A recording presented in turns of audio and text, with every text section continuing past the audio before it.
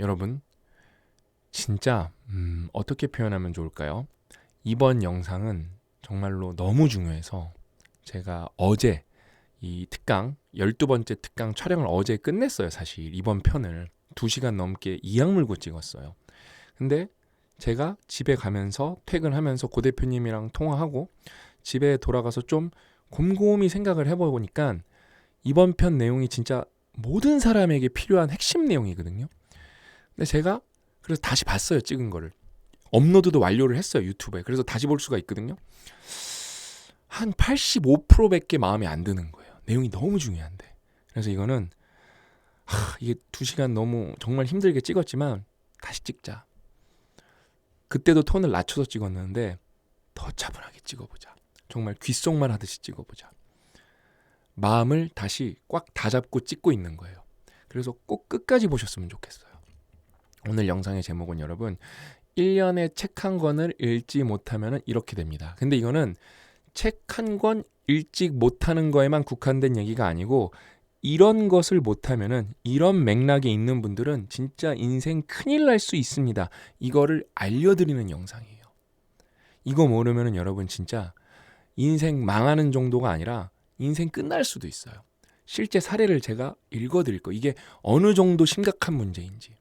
근데 관련해서 인생이 너무 힘들고 뭔가 망가져가는 것 같은데 도대체 뭐가 망가지는 거지 모르는 분들이 굉장히 많거든요. 오늘 정답을 알게 되는 분들이 굉장히 많으실 거예요. 저는 지금 계속 저 자신을 리마인드하고 있어요. 톤을 더 낮추자. 이거는 너무 중요한 내용이기 때문에 이거는 진짜 다 들으셔야 돼요.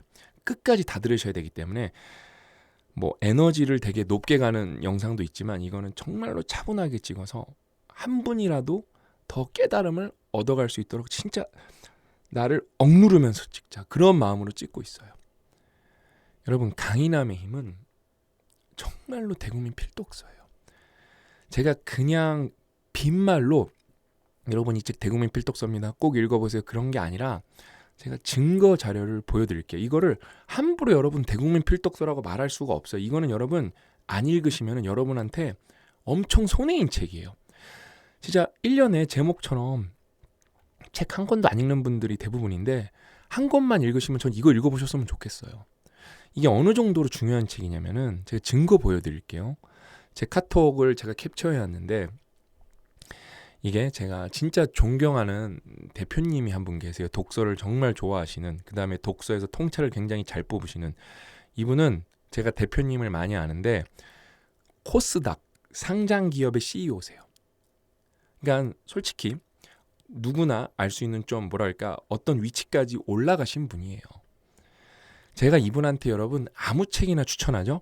그럼 어떻게 되죠? 제가 이 책 좋습니다. 이 책 좋습니다. 터무니없이 추천하면은 나중에 욕먹어요. 왜? 이분들은 시간이 너무 귀한 분들이기 때문에 절대 함부로 책을 추천하지 않아요. 몇 권 한 적도 없어요, 이분한테. 근데 이분이 제가 굉장히 좋아하는 책을 읽으신 적이 있는데 거기서 공감이 너무 많이 돼서 그 책이 이 책이에요. 그거는 이제 개인적인 얘기니까 알려드릴 수는 없는데 정말로 대단한 분이에요. 그 다음에 생각해보니까 이분이 퓨처 셀프도 너무 정말로 읽고 나셔서 깨달은 바가 있으셔서 주변 지인분들 중에 CEO인 분들이 굉장히 많거든요. 그분들한테 제가 추천한 게 아니라 이 코스닥 상장사 CEO 분께서 이 퓨처 셀프를 주변 CEO 분들한테 추천을 해주셔서 어떤 다른 CEO 분이 저 신영준 박사 한번 만나고 싶습니다. 그래서 이분 회사에서 셋이서 겸사겸사 만나서 티타임을 가졌어요. 이분이 진짜 독서에 진심인 분인데 대표님 잘 지내시죠? 제가 카카오톡 선물하기로 보내드린 거예요. 찾아뵙고 인사드리면 더 좋을 텐데 이렇게 문자로 인사드려서 죄송합니다. 제가 앞에 문자 보니까 찾아뵙겠다 인사 여러 번 드렸는데 못 찾아뵙더라고요. 다름이 아니고 이번에 정말 좋은 책이 나와서 대표님 생각이 나서 보내드립니다. 리더십 측면에서도 너무 좋은 책이고 무슨 책을 인상 깊게 읽으셨으면은 이 책도 굉장히 재미있게 읽으실 것 같습니다. 조만간 미리 연락드리고 한번 찾아뵙겠습니다. 제가 그래서 5월달에 진짜 찾아뵐 거예요. 너무 좋은 책이에요. 강인함의 힘은 여러분 반드시 읽으셔야 됩니다. 뭐 퓨처 셀프는 말할 것도 없고요. 퓨처 셀프라는 단어를 모르시면은 저는 진짜 이 인생의 이 근간을 어떻게 잡을 수 있나, 그 정도가 퓨처 셀프예요. 여러분, 인생 철학입니다. 꼭 읽어보세요. 아셨죠? 그래서 오늘 진짜 중요한 내용 들어가도록 하겠습니다. 저 자신을 좀 캄다운하고, 1606년 영국 이주민 105명이 수장 콘스탄토호와 가스피도 디스커버리오를 타고 대서양을 건너와 미국 땅에 제임스타운을 세웠다. 제임스타운은 신대륙 최초로 들어선 영국인 정착촌이었다. 상류층 신사들과 대장장이, 목수, 잡엽부 등이 뒤섞인 이 무리는 4개월간 항해를 무사히 마치고, 항해 자체가 진짜 빡셌겠죠, 그렇죠? 1607년 5월 13일 제임스 강변에 고향을 새로 건설했다. 제임스타운 식민지로 이주하려던 사람들은 이 항해가 얼마나 큰 도박인지 잘 알았다. 죽을 확률이 높죠, 그렇죠? 자신들보다 앞서 신대륙으로 떠났던 이들이 그곳에 자립하는데 모두 실패했을 뿐더러 망망대해로 건너가 여전히 모르는 것 투성인 신대륙에서 어떤 위험을 만날지 모를 일이었다. 신대륙에 정착하고 첫 해가 지났을 때까지 생존한 이주민은 겨우 38명이었다. 이거 잘 생각하면서 읽으셔야 돼요. 105명이 갔잖아요. 38명. 60명이 죽었어요. 60명 넘게 죽었죠. 사망률이 여러분 60%가 넘어요. 생존율이 진짜 낮아요. 엄청난 사망률에도 불구하고 이주민은 계속 밀려들었다. 식민지 제임스타운은 오래도록 시련을 겪었다. 심각한 가뭄에 농작물은 흉작이었고 모기떼가 질병을 퍼뜨렸으며 아메리카 원주민들은 적대적이었다. 이곳에서는 절망감, 외로움, 굶주림, 죽음이 일상이었다. 깨알같이 말씀드리면은 신화의 종말에서는 우리가 변경의 역사에 대해서 배웠고, 그다음에 이제 모기는 모기 관련 이제 우리가 집대성한 책을 읽었죠, 그렇죠? 그러니까 여러분, 이게 독서가 이렇게 연결되기 시작하는 거예요. 당시 제임스타운 정착민들은 본국에 보낸 편지를 보면 매사에 무관심하고 무기력정을 느끼는 사람이 많다고 소식을 전한다. 일례로 1610년에 윌리엄 스트레이치가 쓴 편지에서는 정착민들이 지독하게 게을러 식량인 옥수수를 심지도 않고 텃밭이든 어디든 자기들이 필요한 약초나 식물도 키우지 않습니다. 라는 대목이 있다. 또 다른 정착민은 몇 년 뒤에 보낸 편지를 보면 주민들 대부분이 삶을 포기하고 우울하게 지내다가 죽었습니다. 라고 쓰여 있다. 이 가혹한 기간에 정착민들의 게으름과 무기력을 보고하는 편지가 끊이지 않았던 배경은 대체로 둘 중 하나로 본다. 하나는 오랜 굶주림 탓에 정착민들이 일할 힘도 의욕도 잃어버렸다는 설명이다. 학습된 무기력이겠죠, 그렇죠? 다른 하나는 정착민들이 신대륙의 혹독한 환경에 맞설 준비가 전혀 안 되었다는 설명이다. 그러나 현대학자 카렌 쿠퍼먼은 견해가 다르다. 초기 정착민은 끊임없이 굶주림에 시달렸지만 그보다는 일상에서 매일 마주하는 이웃의 절망과 죽음으로 인해 심리적 죽음 상태에 이르렀고, 이 질환이 육체의 죽음으로 이어졌으리라고 쿠퍼먼은 설명한다. 쿠퍼먼은, 그러니까 여러분, 이게 얼마나, 제가 그냥 쓱 읽었는데 다시 한 번만 읽어볼게요. 초기 정착민은 끊임없이 굶주림에 시달렸지만 이게 메인으로 힘들 거라고 생각하지만 그보다는 일상에 매일 마주하는 이웃의 절망과 죽음, 그러니까 내 주변 사람이 매일 죽어나가는 거야. 그러니까 육체적 죽음이 아니라 심리적 죽음 상태에 이른 거예요. 이 질환은 육체의 죽음으로 이어졌으리라고 쿠퍼만은 설명한다. 이게 여러분, 저는 지금 어떤 상황이랑 비슷하냐면은 대한민국 상황이랑 비슷하다고 생각해요. 뭔가 사실 육체적인 것보다 무기력이 좀 팽배해요. 악순환. 무기력한 사람들이 얘기가 많고, 그러면서 사회가 무기력한 방향으로 가니까 그거에 또 영향을 받고. 난 대한민국은 생각보다 가진 게 많은 나라거든요. 인프라가 있고 문화가 있고 윤리의식도 있고요. 생각보다 기술력도 있고요. 너무 좋은 게 많아요. 근데 지금 어떤 애티튜드라든지 되게 정신적인 부분이 좀 누가 봐도 좀 무너진 느낌이거든요. 근데 여러분, 이거는 저는 좀 어떻게 보면 희망적이라고 생각을 해요. 왜? 우리가 마음 먹는다고 해서 경제를 일으킬 수는 없어요. 경제는 이미 일으켜놨습니다.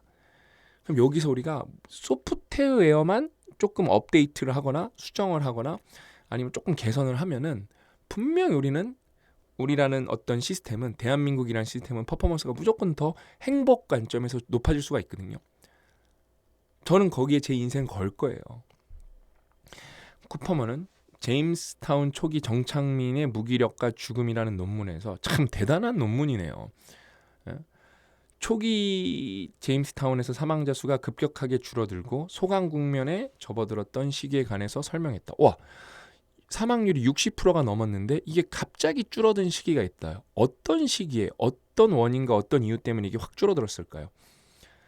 탐험가로 훗날 포카혼타스 전설의 주인공이 되는 존 스미스가 정착촌의 지도자가 되어 일하지 않는 자는 먹지도 말라라는 새로운 구호 아래 정착민들을 이끌었을 때 제임스타운에서는 잠시나마 사망률이 감소세를 보였다.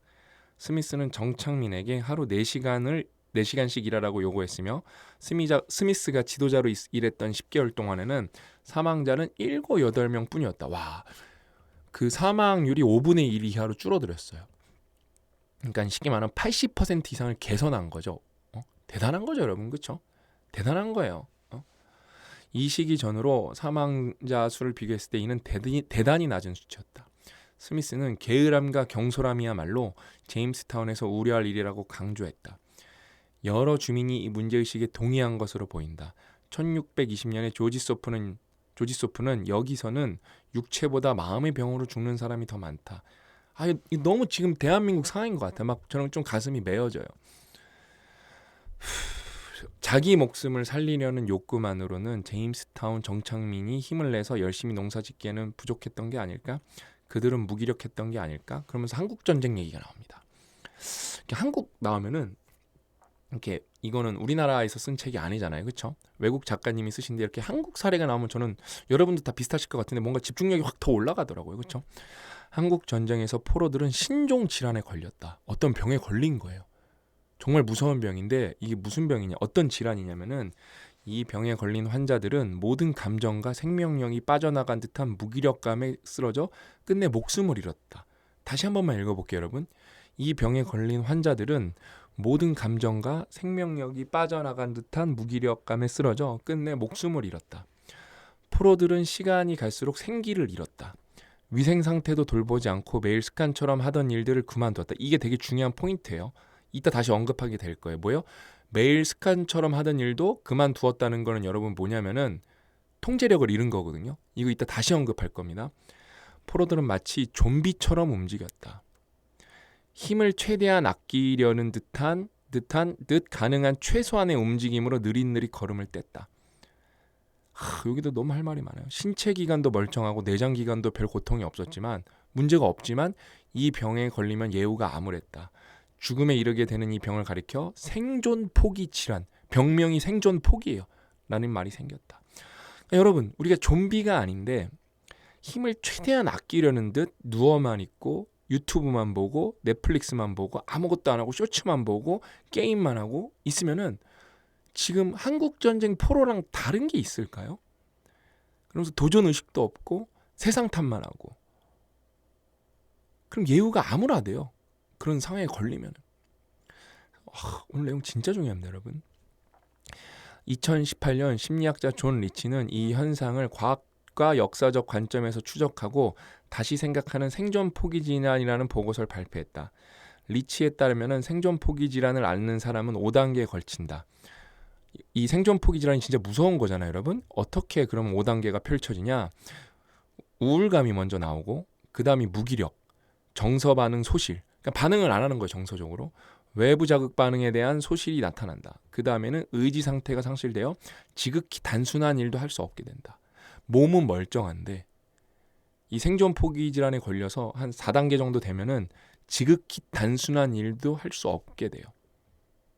그러다가 무기력감이 몸과 마음을 지배하고 마지막에는 삶을 포기하게 되는 최악의 상황이죠.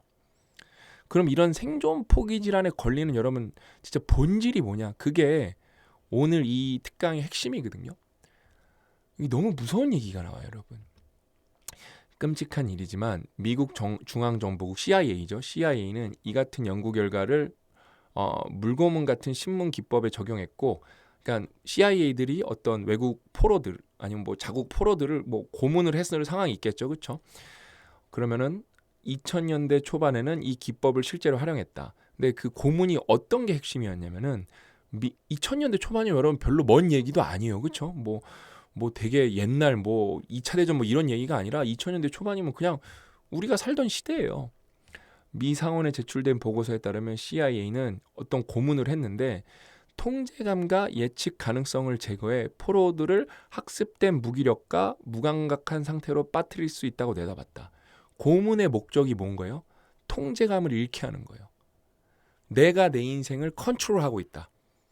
근데 내가 내 인생인데 내가 이렇게 컨트롤할 수 있는 게 있어야 되잖아요. 심지어 작은 거라도 양치하는 시간, 아니면은 뭐 스트레칭, 아니면 뭐 노래를 부른다든지, 아니면 이렇게 좀 내가 원하는 시간에 자고, 그런 통제성이 있어야 되는데 별거 아닌 것 같아도 고문을 통해서 통제감을 없애버리고 예측 가능성, 내일 무슨 일이 일어날지 우리는 그래도 대충 감이 있거든요. 내일 출근할 거고, 내일 운동할 거고, 내일 이사를 해야 될 감이 있는데 내일은 고문 안 할 수도 있고, 갑자기 재워주는 줄 알았는데 1시간 자고 있는데 깨우더니 고문 또 시작하고, 그렇게 예측 가능성을 여러분 없애버리면 어떻게 돼요? 생존을 포기하게 돼요. 사람이 미쳐버리는 거예요.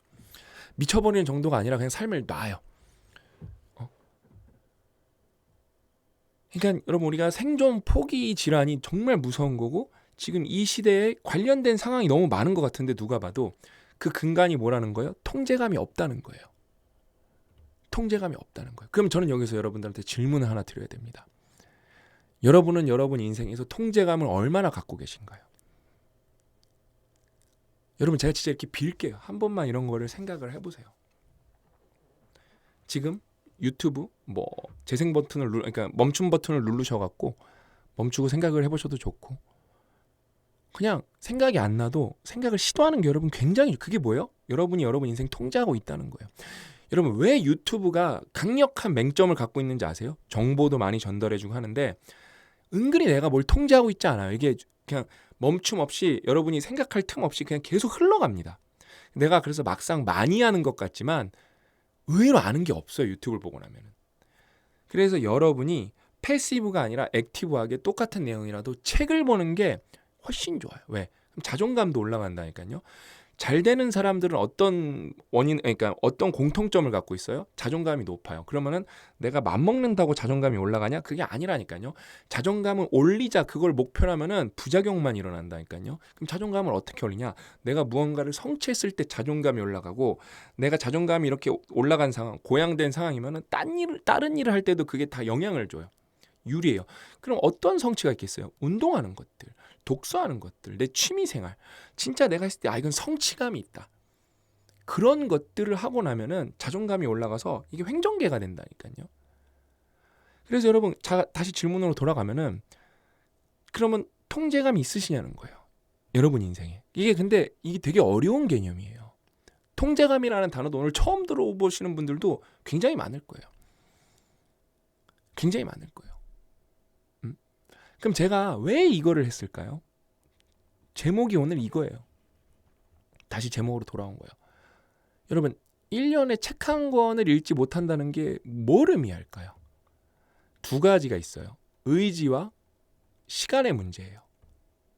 근데 이거는 이꼴 관계는 아니고, 이게 동격은 아니고, 동일 차원의 문제는 아니고, 의지가 없기 때문에 시간이 없는 경우도 많죠. 근데 크게 두 가지 카테고리로 나눠볼 수가 있을 것 같아요. 근데 여러분, 그럼 진짜 시간이 없을까요? 여러분들이 진짜 시간이 없을까요? 없는 분들이 있으실 거예요. 어떤 사고에 직면한 분들, 인생에서 어떤 불확실성을 지금 떠하는 경우, 그런 분들은 없으실 거예요. 근데 100명 중에 20명 미만이에요. 제가 볼 때. 왜? 제가 멘토링 프로젝트를 해봐서 별의별 상황이 있는 분들을 다 만나봤어요. 표본이 꽤 넓어요. 예를 들면은 저희 멘토링 프로젝트 했던 분들 중에 사람마다 여러분, 당신의 힘듦과 나의 힘듦을 비교하는 건 의미가 없어요. 각자 자기 인생이 제일 힘든 건데, 근데 우리가 그게 의미 없음을 합의를 한 상태에서 누군가의 예를, 제가 실제 있었던 일을 들어볼게요. 아이가 셋이에요. 그것만을 해도 난이도가 높아요. 벌써 이거는 부모님들은 다 아세요. 그렇죠? 똑같은 상황에도 아이가 셋이면 난이도가 높아요. 근데 싱글맘이에요. 이 난이도가 어떨까요, 여러분? 삶을 살아가는 난이도가. 저는 부모로서 그 난이도는 솔직히 감이 안 와요. 제가 생각할 수 있는 거 10배가 넘을 거기 때문에. 자, 지금도 힘들죠. 근데 이분이 외국인이에요. 중국 분이십니다. 그래서 한국말도 서툴러요. 한국에서 살아가고 계세요. 그러면서 수익이 많지가 않아요. 그래서 아이들을 키워야 되니까 일을 닥치는 대로 하세요. 제가 멘토링 프로젝트에 뽑았었거든요.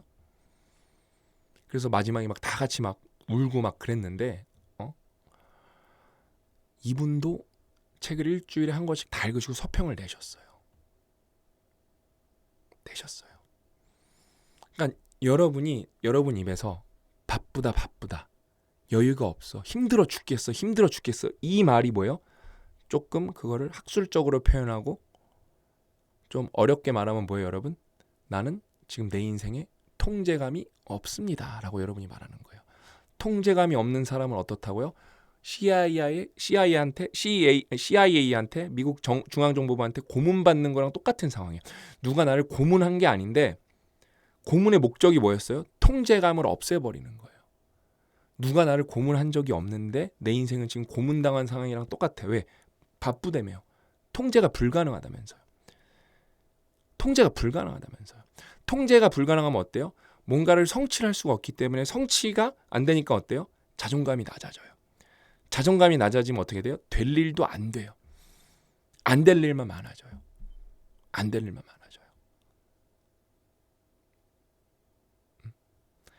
그래서 한 달에 한 권 정도는 솔직히 웬만하면 다 읽을 수 있고 그 읽는 거는 여러분 뭐 전전두엽 활성화에도 도움이 되고 그냥 무조건 좋은 거예요. 무조건 좋은 거. 유튜브로 읽는 것보다는 다른 차원으로 좋은 거예요.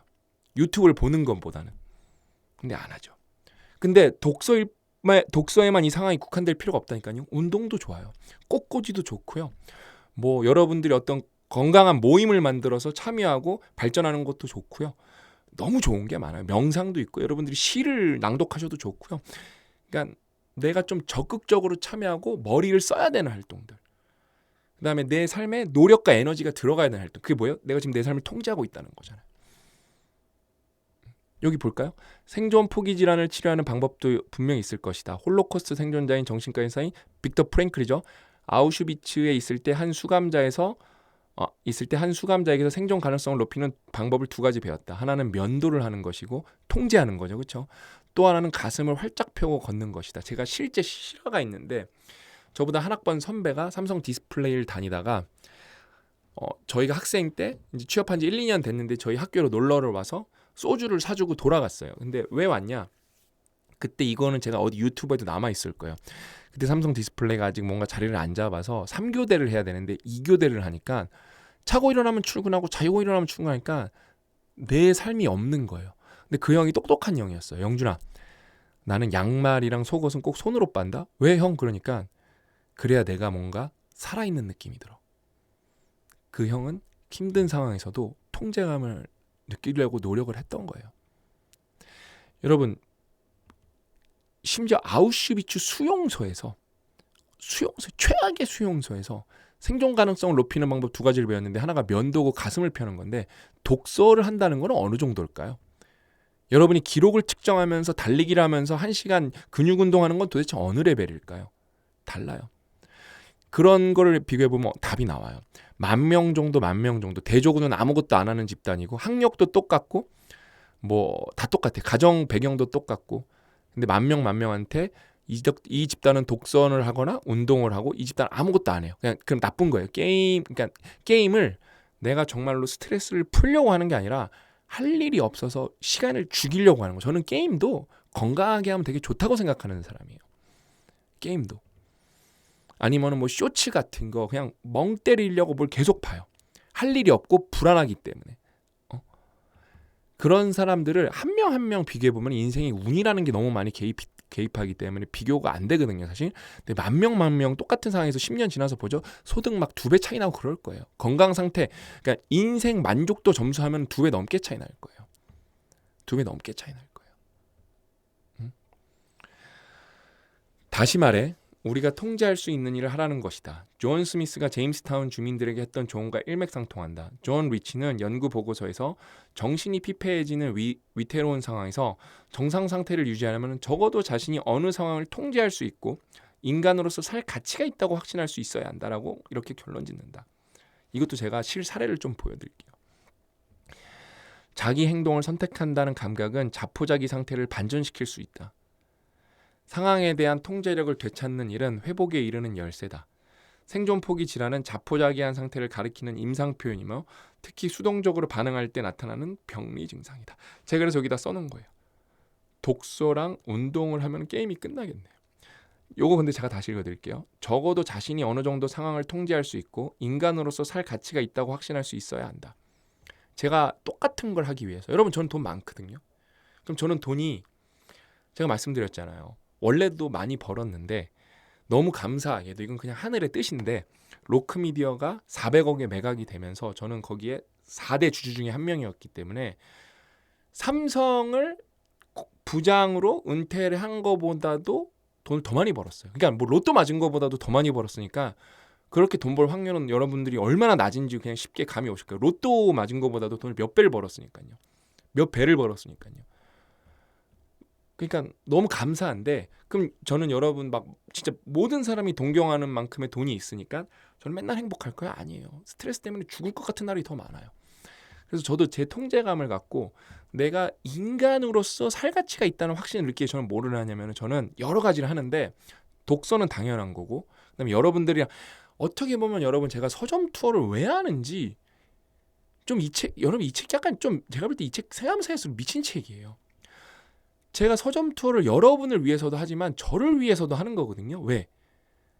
내가 인간으로서 살 가치를 저는 거기서 느껴요. 여러분들이랑 교감하면서 여러분들을 떠받들면서 여러분을 섬기면서 제가 거기서 어떤 어마어마한 부산물인 행복을 제가 가지고 오는 거거든요.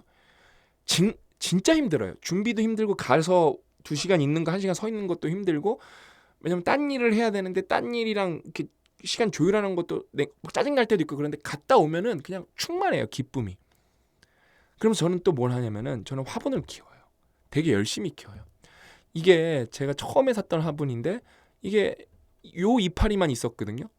근데 여기 여러분 여기 이게 가지라 그러나 줄기를 보면은 이렇게 이파리가 다 떨어지면 이게 이렇게 돼요. 여기 다 떨어지면 이게 어느 순간 다 떨어지더니 내가 또 화분을 하나 죽이는구나 그랬는데, 어느 날 그래도 보살피고 보다 보니까 얘네들이 다 새로운 이파리 시리즈거든요. 진짜 말도 안 되게 지금은 큰 건데 요만한 이파리가 난 게 보이는 날 제가 소리를 질렀어요. 어머 너무 이쁘다 그러면서. 너무 행복해요, 화분을 키우면서. 2주마다 물을 주거든요. 이거는 제가 한 달 루틴 중에 제일 중요한 거여서 저희 사무실에 화이트보드가 있는데 거기에 딱 하나 쓰이는 게 화분 물 주는 날짜예요. 너무 중요한 거예요. 제 루틴이에요.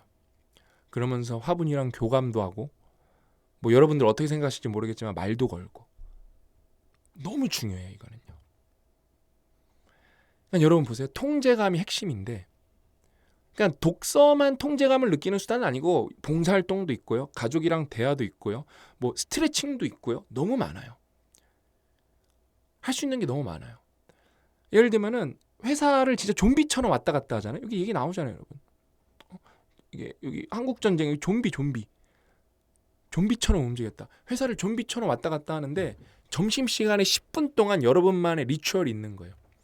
스트레칭을 진짜 쭉쭉 뻗으면서 하면 여러분 진짜 개운해지거든요. 그 유튜브 찾아보면 또 그런 건 좋은 컨텐츠들이 많아요. 스트레칭을 쭉쭉 뻗어서 하는 거예요. 스트레칭을 쭉쭉. 별거 아닌 거 알려드릴까? 아니면 제자리에서 점프를 10번 한번 해보세요. 그럼 숨이 헐떡헐떡거리면서 10번 점프 안 되시는 분들도 많을 거예요. 그 굉장히 그러니까 단기간에 아주 짧은 시간에는 초고강도 운동이거든요, 점프가. 여러분만의 리추얼을 만드는 게 굉장히 중요해요. 저는 그래서 삼성 디스플레이 다닐 때 누구보다 열심히 다녔거든요. 근데 이게 되게 힘들었어요. 거기 출퇴근 버스 타려면 5시 반에 일어나야 되고 5시 50분에 버스 타서 뭐 10시, 11시, 12시 오는 날이 일상이었어요. 근데 저는 되게 재밌게 다녔거든요. 일단은 점심시간에 거기가 좀 격오지다 보니까, 그다음에 그래도 삼성이다 보니까 헬스장이 나름 잘 돼 있었어요. 헬스장을 가거나 아니면은 우리 병기랑 이룬이랑 산을 항상 돌았어요. 산을. 근데 아니면 독서 모임하고 우리 후배 사원들이랑. 그래서 저는 통제감을 엄청나게 갖고 있었어요. 엄청나게.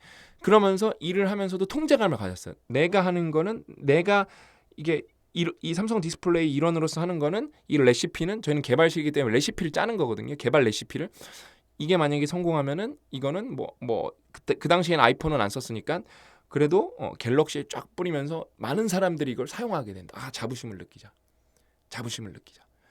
그러면서 굉장히 재밌게 다니다 보니까 고가는 기대도 안 했는데 잘 나왔어요. 잘 나왔어요. 너무 좋았죠. 너무 재밌었죠. 그래서 제가 여러분 이건 좀 제 자랑인 건데 어떤 날 이렇게 상 주는 게 세 개가 있었는데 그룹장상, 무슨 엔지니어링상, 그다음에 이거는 이제 직무 능력과 관련 있는 거죠. 하나는 동료가 뽑은 훌륭한 동료 그런 상이 있었거든요. 제가 진짜 너무 민망하게 상을 세 개를 동시에 원례를 하는데 신영준 책임이어서 좀 무한한 적이 있었어요. 무한한 적이. 이래도 되나 싶을 정도로. 근데 그 힘이 제가 따지고 보니까 통제감이었던 것 같아요. 어떻게 바라보냐. 응? 아, 지금 이제 제가 요번에 여러분이 겸손의 힘이랑 이게 좀 삶의 이정표 같아요. 제가 이걸 두 개를 동시에 읽으면서 너무 많은 게 정리가 됐어요. 좀 단단해졌어요. 제가. 여러분도 이거 세트로 꼭 읽어보셨으면 좋겠어요. 이거 두 개는 너무로 세트로 읽을만 해요. 제가 볼 때. 그래서 지금 저는 강인함의 특강 찍는 게 솔직히 여러분 너무 재밌습니다. 왜냐면 저는 복습 차원에서 찍는 거기 때문에 앞으로 여러분 보세요. 좋은 책 읽으면은 거기에 나온 어휘를 계속 쓰게 되거든요. 제가 이제 통제감이랑 자존감 얘기를 여러분 귀에 못이 박힐 때까지 할 거예요. 보세요. 이제 지켜보세요. 왜? 제대로 건진 거예요. 이 책은 너무 좋은 책입니다. 아셨죠? 근데 밸런싱. 자기 비하와 자기 가시의 밸런싱. 이 얘기도 이제 틈나면 할 거예요.